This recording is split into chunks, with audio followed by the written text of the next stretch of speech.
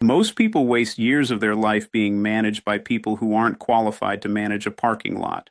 Here's what nobody tells you. Idiots don't look like idiots. They show up as your boss, your friend, your partner, your family member. They come disguised as advice, as concern, as opportunity, and the moment you let your guard down, they've already rented space inside your head, shaped your decisions, and quietly rewired what you believe is possible for you. Today, I'm going to hand you the exact mental tools to identify them early, exit cleanly, and protect the one thing they're always targeting: your focus. Let me tell you something that took most people in this room probably a decade to figure out, and some of you still haven't. The dangerous ones, the people who drain your energy, derail your goals, and quietly sabotage your progress. They don't announce themselves. They never walk in wearing a sign. They don't introduce themselves as a problem. They show up as the loudest supporter in the room. They show up as the person with all the advice. They show up as the one who always has an opinion about your life while their own life is quietly falling apart in the background. The first skill you need, before boundaries, before exit strategies, before any of that, is pattern recognition. Not people judgment, not cynicism, pattern recognition. There is a difference. Judgment is emotional. Recognition is clinical. And the moment you start seeing behavior as data instead of personal interaction, everything changes. You stop taking things personally. You start taking things seriously. Here's what the pattern actually looks like. It starts subtle. It always starts subtle. There is a consistency in how certain people respond to your wins. Watch that. Most people celebrate with you on the surface, but there is a specific type of person who cannot sit comfortably in your success. Something in them shifts. The energy changes. Suddenly there is a but. Suddenly there is a concern. Suddenly they are reminding you of a risk you hadn't thought about, a problem on the horizon, a reason why this might not work out the way you think. They dress it up as wisdom. They package it as care. But what it actually is noise designed to pull you back to their level. The second part of the pattern is how they respond to your boundaries. Healthy people, when you say no, when you pull back, when you protect your time, they adjust. They respect it. They might not love it, but they respect it. The other type, they escalate. They guilt. They reframe your boundary as an attack on them. Suddenly, you setting a limit becomes you being selfish, cold, difficult, or changed. That reaction right there is one of the clearest signals in human behavior. Normal people don't punish you for having standards. Only people who were benefiting from your lack of standards do that. Now here is where it gets interesting, and this is the part most people miss completely. Your nervous system already knows. Your body has been registering these patterns long before your conscious mind catches up. You have felt it. That low-level tension before a phone call with a specific person, that exhaustion after a conversation that should have been simple, that quiet dread when you see a name light up on your phone. That is not anxiety. That is not you being sensitive. That is your threat detection system doing exactly what it was built to do. The problem is most of us were trained to override it. We were told to be polite, to give people the benefit of the doubt, to assume positive intent. And while that sounds emotionally mature, what it actually does in practice is train you to ignore your own intelligence. Pattern recognition means you start trusting that intelligence again. It means you stop requiring a dramatic event, a betrayal, a blow-up before you give yourself permission to protect yourself. You don't need proof beyond a reasonable doubt. You need a consistent pattern of behavior that costs you something: your peace, your time, your momentum, your clarity. The moment you see that pattern repeating, that is your data. That is your signal. The people who never get better at this are the ones who keep waiting for the other person to change. They keep extending grace, keep giving chances, keep believing that this time will be different. And here is what Chase Hughes would tell you straight. You are not a rehabilitation center. You are not responsible for someone else's self-awareness. Your job is not to fix the pattern. Your job is to recognize it fast enough that it never gets deep enough to cost you something you cannot get back. There is a war happening right now, and most people don't even know they're in it. It's not loud, it's not dramatic. It doesn't show up on the news. It happens in the quiet moments of your day. in conversations that go nowhere, in decisions you keep second guessing, in the mental loops that run at 2 in the morning when you should be sleeping. The war is for your attention. And the frightening part is that most of the people stealing it from you don't even know they're doing it. They're not evil. They're not plotting against you. They're just unconscious. And unconscious people in your life are expensive. Your mental bandwidth is not unlimited. Every neuroscientist, every performance researcher, every behavioral psychologist will tell you the same thing.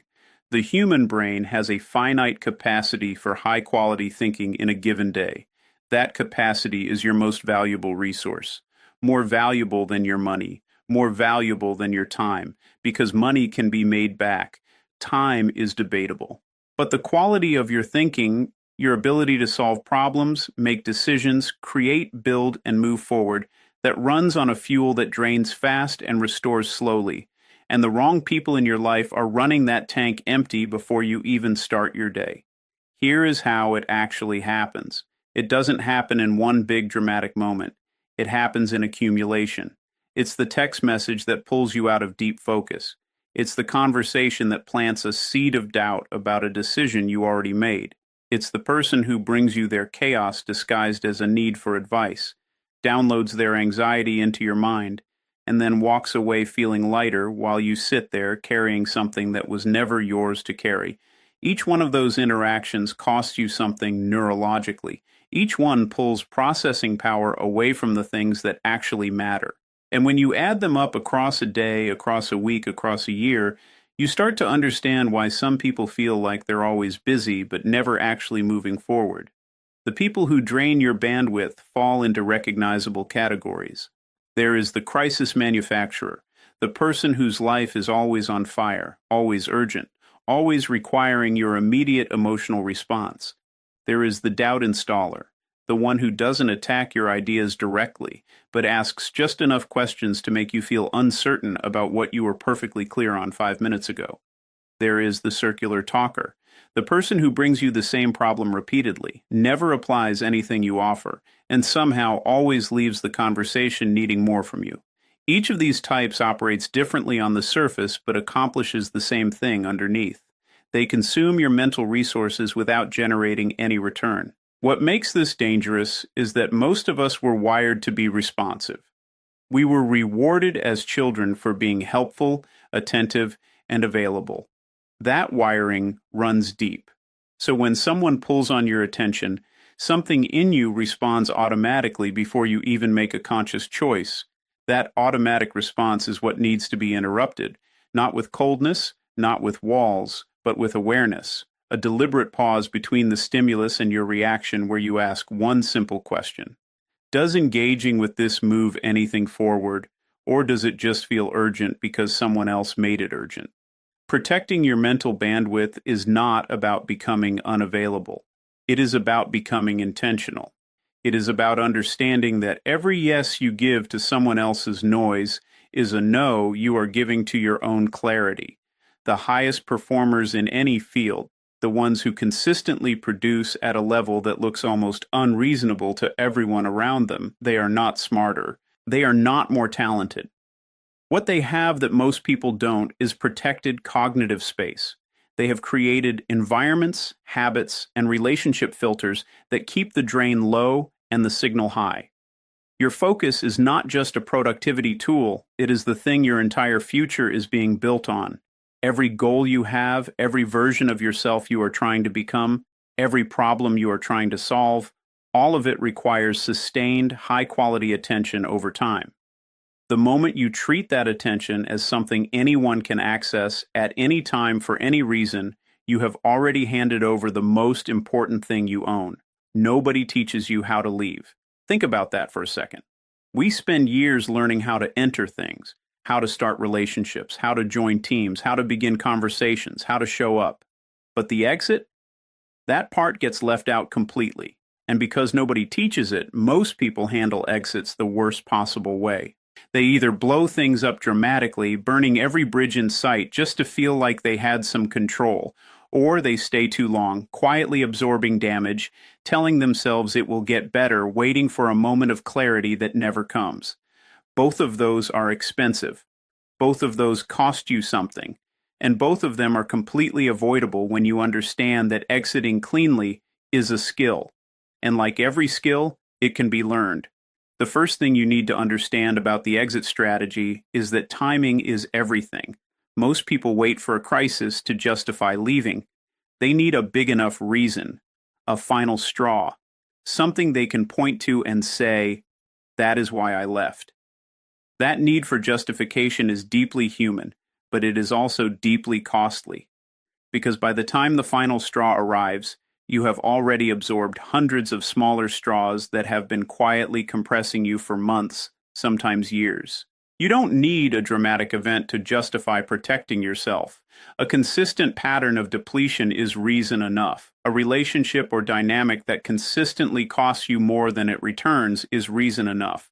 Waiting for the explosion means you are already inside the blast radius. The second thing you need to understand is that most people make exits emotional when they should make them structural. An emotional exit looks like a confrontation, a long conversation, a final argument where you try to make the other person understand what they did wrong. And that impulse makes complete sense. You want acknowledgement. You want them to see it. You want the closure that comes from someone finally getting it. But here is the hard truth that most people spend years learning the painful way. People who operate at a low level of self-awareness cannot give you the closure you are looking for. They don't have the internal tools. You will leave that conversation more frustrated than when you entered it, and now they have something new to react to, something new to make about themselves, something new to use against you. A structural exit is different. A structural exit means you quietly, deliberately, and without announcement begin reducing access. You stop volunteering information, you become less available without making your unavailability a statement. You respond slower, engage shorter, invest less, not out of anger, not out of punishment, but out of simple resource management. You are redirecting your energy toward things that actually generate a return. The beauty of a structural exit is that it requires no confrontation, no explanation, and no permission. You do not need the other person to agree that you should leave. You do not need them to understand. You just need to move. Now here is where most people trip up even when they understand all of this. The guilt. That quiet voice that says you are being cold, you are being unfair, you are abandoning someone who needs you. That voice is not your conscience. That voice is your conditioning. It is years of being rewarded for selflessness and penalized for boundaries talking. Real conscience protects everyone, including yourself. Conditioning tells you that your comfort, your peace, and your growth are less important than someone else's access to you.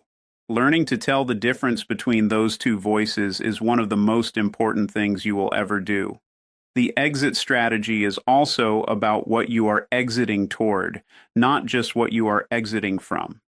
Every clean exit creates space. Space in your schedule, space in your mental bandwidth, space in your emotional capacity, and that space is not empty. It is potential. It is room for something better, something aligned, something that actually matches the direction you are trying to move in. The people who exit cleanly and deliberately don't just lose a drain, they gain acceleration. They suddenly find themselves moving faster, thinking clearer, feeling lighter in a way they didn't even realize was possible because they had been carrying that weight for so long it started to feel like their natural state. The most powerful boundaries are the ones nobody ever sees coming. That sounds counterintuitive at first because most of what we hear about boundaries is loud. It is the conversation, the declaration, the moment where you sit someone down and explain what you will and will not tolerate. And while that approach has its place, it also has a fatal flaw. The moment you announce a boundary to a low awareness person, you have handed them a map.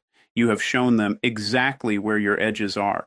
And the kind of person who needs to be told where your edges are is almost always the exact kind of person who will spend their time testing them. Invisible boundaries work differently. They operate beneath the surface of any interaction. They are built into your behavior, your patterns, your availability, and your responses in ways that shape every dynamic around you without ever requiring a single direct statement. The other person feels the effect without ever being able to identify the cause. And that is exactly where you want to be, influencing the dynamic from a position they cannot challenge because they cannot see it clearly enough to argue with it. The foundation of invisible boundaries is what behavioral scientists call response latency. It is simply how quickly you respond to people and situations. Most people respond at maximum speed to everyone equally. The urgent text, the demanding colleague, the friend who needs something right now. And what that pattern communicates without a single word is that your attention is always available, always immediate, always free. When you begin varying your response latency deliberately and selectively, faster with people who respect your time, slower with people who consume it, you start sending signals that reshape how people approach you without ever having a direct conversation about it. They calibrate to you without knowing they are doing it. The second layer of invisible boundaries is information control. Most people dramatically overshare. They fill silence with details, explain their decisions without being asked, justify their choices to people who have no authority over those choices. Every unnecessary piece of information you volunteer is leverage you are handing to someone else. Invisible boundaries mean you become selectively private, not secretive, not cold, but intentionally minimal with personal details, plans, and emotional states around people who have demonstrated they cannot handle that information responsibly. You share less not because you are hiding something, but because you understand that information is currency and not everyone in your life has earned access to your full account. The third layer is what I call emotional non-reaction. This is perhaps the most powerful invisible boundary that exists. When a low-awareness person cannot get an emotional reaction from you, cannot make you defensive, cannot make you over-explain, cannot make you visibly frustrated, they lose their primary tool for managing the dynamic. Most difficult people operate by triggering emotional responses and then using those responses to control the narrative, shift blame, or simply feel powerful. The moment you stop providing that reaction, the entire mechanism breaks down. Not because you are suppressing your emotions internally, but because you have trained yourself to respond from a place of calm deliberateness rather than automatic reaction. That stillness is invisible, but it is felt immediately, and it fundamentally changes how people engage with you. Invisible boundaries also require you to understand the concept of selective engagement. Not every question deserves a full answer. Not every provocation deserves a response. Not every invitation requires your attendance. Most people treat every social demand as an obligation and respond accordingly, exhausting themselves trying to meet expectations that were never legitimate in the first place. Selective engagement means you begin filtering participation based on return rather than obligation. You show up fully where it matters, and you become quietly, consistently unavailable where it doesn't. Not with excuses, not with explanations, but simply with a pattern of presence and absence that over time redefines what people expect from you.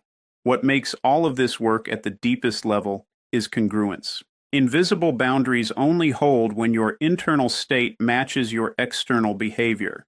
The moment there is a gap between what you feel and how you act, people sense it, not consciously, but in that instinctive way, humans read each other below the level of words. When you are genuinely unbothered, genuinely selective, genuinely operating from a place of internal clarity about what you will and will not allow into your space, that energy radiates outward and creates a field around you that the wrong people simply find it difficult to penetrate. There is a version of you that has been trained by the wrong people. That is not an insult. That is just an honest observation about how human beings work. From the moment you were old enough to interact with the world, you began learning how to respond to it. Every reaction you received, every consequence that followed your behavior, every dynamic you were repeatedly exposed to, all of it was quietly writing code in your nervous system. Code that runs automatically. Code that fires before your conscious mind even has a chance to weigh in. And for most people, a significant portion of that code was written by exactly the kind of people this entire speech is about.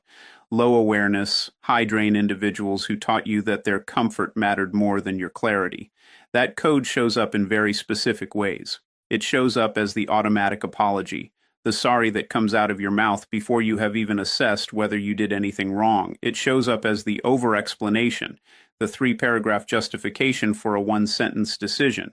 It shows up as the freeze, that moment when someone says something unreasonable and instead of responding with confidence, you go blank, you shrink, you feel suddenly small in a way that makes no logical sense given who you are and what you know. These are not personality traits. These are conditioned responses. And conditioned responses can be reprogrammed. The difference between reacting and responding is not just semantic, it is neurological. A reaction is automatic. It bypasses your prefrontal cortex, the part of your brain responsible for judgment, reasoning, and intentional decision-making, and fires straight from your amygdala, your threat detection center. It is fast, it is emotional, and it is almost always shaped by your history rather than your present reality. A response is deliberate. It travels through your higher thinking centers, gets filtered through your actual values and intentions, and arrives as something you chose rather than something that happened to you. The goal is not to eliminate your automatic reactions entirely. The goal is to insert enough space between the trigger and the output that you are the one deciding what comes next. Here is how you begin building that space in real time. The moment you feel a reaction rising, the defensiveness, the guilt, the urge to over-explain, the impulse to immediately fix someone else's emotional state, you pause. Not a dramatic pause. Not a pause that signals to the other person that something is happening. A quiet internal pause that lasts just long enough for your prefrontal cortex to come back online. In that pause, you ask yourself one question. Is this response mine, or is this a program running from someone else's influence? That question alone, practiced consistently, begins to create a separation between who you actually are and the conditioned version of you that learned to survive around difficult people. Reprogramming your response also means deliberately exposing yourself to discomfort in low-stakes situations, so that high-stakes situations stop feeling catastrophic. Most people avoid small discomforts constantly. They change the subject, they deflect, they laugh things off, they agree when they don't actually agree. And every time you do that, you are reinforcing the neural pathway that says discomfort is dangerous and must be avoided at all costs. When you start sitting in small discomforts intentionally, holding eye contact a beat longer than feels natural, letting silence exist without rushing to fill it, saying no to something minor without offering a reason, you are literally rewiring your nervous system's threat response. You are teaching your brain through repeated experience that discomfort is not the same as danger. The people in your life who operate at a low level are counting on your old programming. They have learned, consciously or not, exactly which buttons produce which responses in you. They know how to trigger the guilt. They know how to activate the people-pleasing.